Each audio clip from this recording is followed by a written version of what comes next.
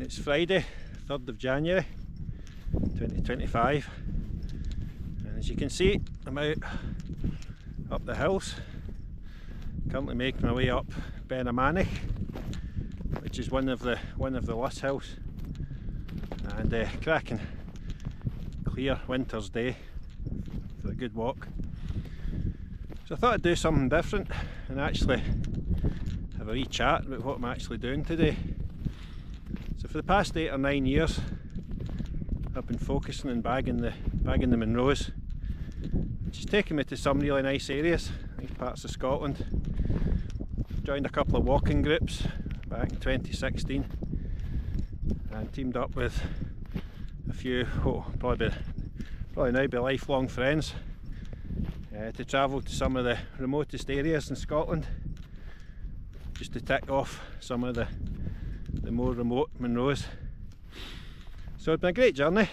I've enjoyed the biking hikes, taking the bike in, staying in bothies, youth hostels, people you meet along the way, physical challenge of it, and battling the elements.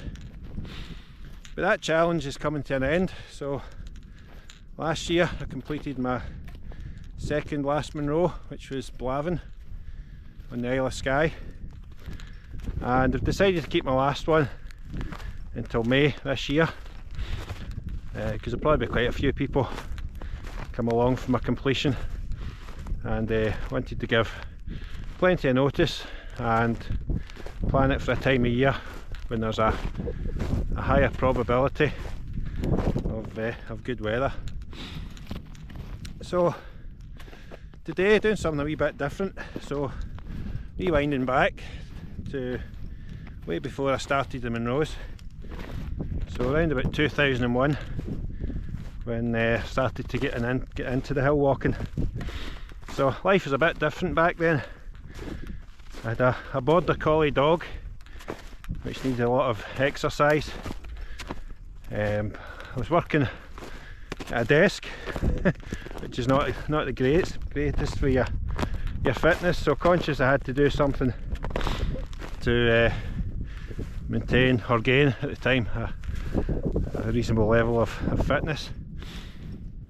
And one of my pastimes, which was a big part of my life back then, was amateur radio, or ham radio as it's sometimes known. And for anybody not familiar with amateur radio, I'll post a couple of links on the description if I put this in my YouTube channel. But essentially it's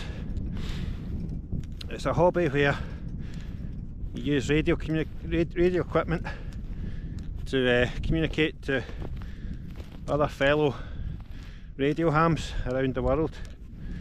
And I got into this back as a teenager.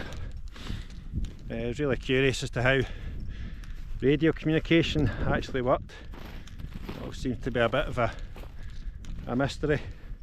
I knew how things like telephone, your landline telephones worked, and you had the copper wire that went back to the telephone exchange and all that good stuff. But how you could send a signal through the ether, through the atmosphere, send it around the world, fascinated me. So that kind of drove my interest in radio communication, and as a teenager got involved with a local radio club, learned about ham radio, and studied for my amateur radio licence exam, which back in the day was a city and guilds qualification, and you had to go to, well in my case I went to the Nautical College in Glasgow to sit the exam to get me my licence. There's many faculties to amateur radio, but ones that kind of interested me were sort of adventure radio, the hills, which we'll come on to, and was involved in a kind of voluntary group where we provided radio communications for remote events like motor rallies. I used to cover the Jura Fell race, You know, this is back in the days when mobile phone networks weren't as advanced as they are now, and we could use our own radio equipment to set up a communication system to help out with some of these events. So that took me to a few interesting places. And back in 2001, there was a couple of guys set up a scheme called Summits on the Air, where basically you take your radio equipment to the top of the hills, which is what I'm doing today, and you set your equipment up and we basically transmit out to make contact with other radio hams. And it was a scheme where you'd collect a number of points. So to activate a hill you had to have 4 contacts, so make contact with 4 separate radio hams. You had to convey a signal report to one another, and as long as you get 4 contacts you were classed as having activated the hill. And the number of points you got ranged between 1 and 10 depending on the height of the hill. So your big hills like Beinn Nevis, etc. would be 10 pointers. Beinn Lomond, I think that's a 6 or an 8. The one we're doing today, quite a few of the last hills are either 2 or 4 pointers. The one we're doing today is a 4. And then in the winter, because the conditions were a bit more difficult, you would get an extra 3 winter bonus points. So that was my incentive that got me out and into the hills. Back at a time where the internet was more in its infancy, there was no smartphones, there was very few internet based hill walking groups, and to get involved with groups it was really word of mouth. It was quite difficult to actually get involved and find like-minded people back then. You'd heard of the Ramblers, there was a few Ramblers groups about, but other than that I wasn't aware of any. So anyway, had my dog, needed exercise, myself needed exercise, and my general love for the outdoors that I've had since I was a youngster. I thought this is a good way to bring them all together, and set out back in 2001, and it became quite addictive, as MD who enjoys the outdoors will know. So it would see me every year. I'd go and do the Luss Hills, the Ariker Hills, the Ariker Alps as they're sometimes known, and also places further afield. So the way the scheme worked is you could only do a hill, activate a hill once in a year. So if I came up and activated this hill in January 2001, then I would need to wait till the following year before I could come back and activate it again to claim points for that one. And the idea behind the points is you would get get certificates once you got to a certain number of points, and if you got to 1,000 points you get a trophy. So if I recall correctly, your first certificate was 50 points, then 100, then 250, 500, and then your 1,000 would get you your trophy. So I think it was 2010 I eventually got to the 1,000 points, which was, if I recall correctly, about 210, 211 hills that I had to go and activate to get the 1,000 points. So a lot of those hills were repeats. Like I say, the Luss Hills and the Ariker ones, they were my favourites for doing every year. And equipment wise, so what I've got with me today is what I started out with. It's just my VHF setup. So it's a small handheld radio, about the size of a mobile phone, and that connects to the contraption you can maybe see attached to my backpack, which is the antenna. So I've got a piece of drain pipe. The metal antenna itself is inside the drain pipe. So when I get to the top, take the antenna out, screw it onto the top of the pipe, and then I've got a wooden pole which I use for walking, and the pipe slips over the top of the pole. So the idea is that you push the wooden pole into the ground or attach it to a trig point or something, and then the antenna goes on top of that. So VHF, generally line of sight communication. So the higher you go, the better. So down at kind of sea level, or where I stay at home, you typically get a couple of miles on VHF. But up the hills, because you're so high up, I mean from here, which is on the west coast, not too far from Helensburgh, from past experience I can get communication into Edinburgh on the east coast, because it's a clear path, and that's just with a 3 or 4 watts of transmit power, which is very, very little when you think of your typical light bulb that you used to get for your house to light up your living room or whatever. It was 60 watts or 100 watt bulb. So just 5 watts of power I can get from coast to coast up here. Also dabbled with HF, high frequency radio equipment in the past. Once you start with HF, the antennas get a lot bigger, so it tends to be long wire antennas held up with telescopic poles. Radio equipment's a wee bit bigger, heavier, which adds its challenges to actually getting the equipment there and setting it up.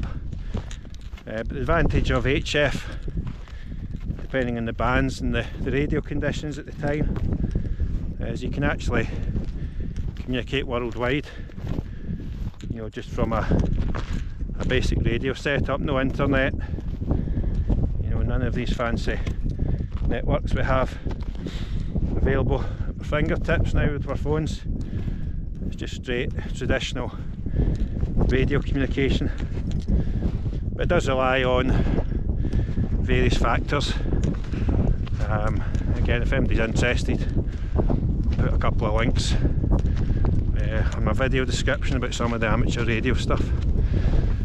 So back to what I'm doing today, heading up Beinn, which is one of my favourite ones. Used to come up with the fond memories. I've been up here in all sorts of weather with the dog, and I've dug out my old handset, antenna setup, a wee waterproof notebook, hoping everything works okay. Not actually tested it out, and posted an alert on the SOTA webpage to say what hill I'm on, what time I expect to be on the top, what frequency band I'll be on, and that allows for the chasers, who also collect points for contacting the activators.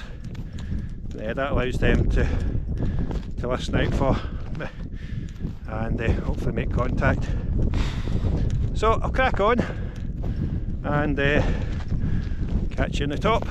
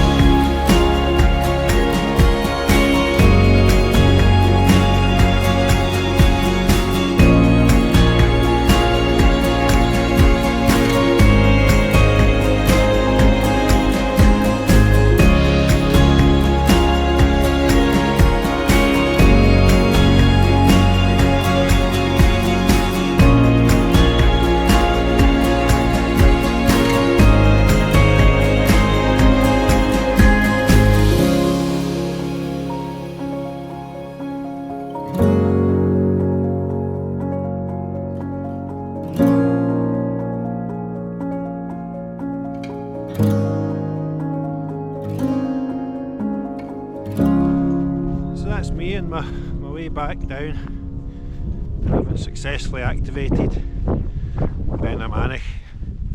It's good to get on the radio. Spoke to a couple of people I've not spoken to for a long time, so 6 contacts I got. So yeah, as I mentioned earlier, I have to get 4 to activate the hill. So my furthest ones were Ken and Christine, who stay through in Edinburgh. So I think the first time I spoke to them was probably about 25 years ago when I started doing the SOTA stuff at first. So they were asking where I'd been. I actually met up with them in person. There was a group of us went over to activate Ailsa Craig. That's the island just off the coast of Girvan, and I think it was 11 or 12 of us. We booked the boat and all went out with our radio gear and activated Ailsa Craig. I think that was back in 2009. I spoke to somebody in Falkirk, Brian. Again, used to speak to Brian many years ago. He stays out Stirling area. I spoke to somebody in Cumnock and another chap in Biggar, so give you an idea of the sort of distances we can get on VHF radio when we're up these kind of heights, just using a couple of watts of power. So weather stayed kind. It was clear on the top. Slight breeze when I got there at first, but as time went on, the breeze picked up and the cloud was starting to come in.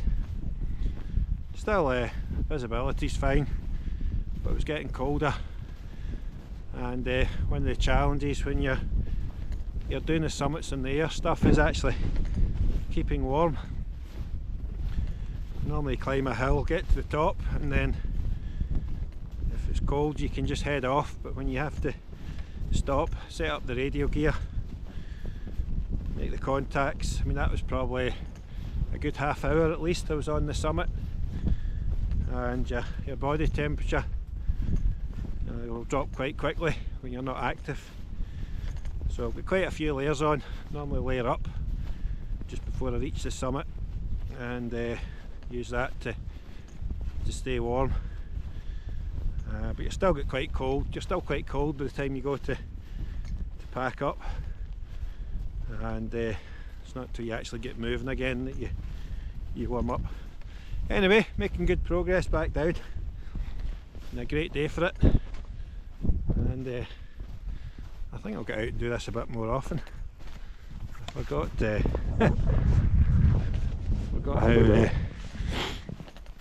how nice the local hills are. I don't need to go far to get to these ones. Okay, catch you later.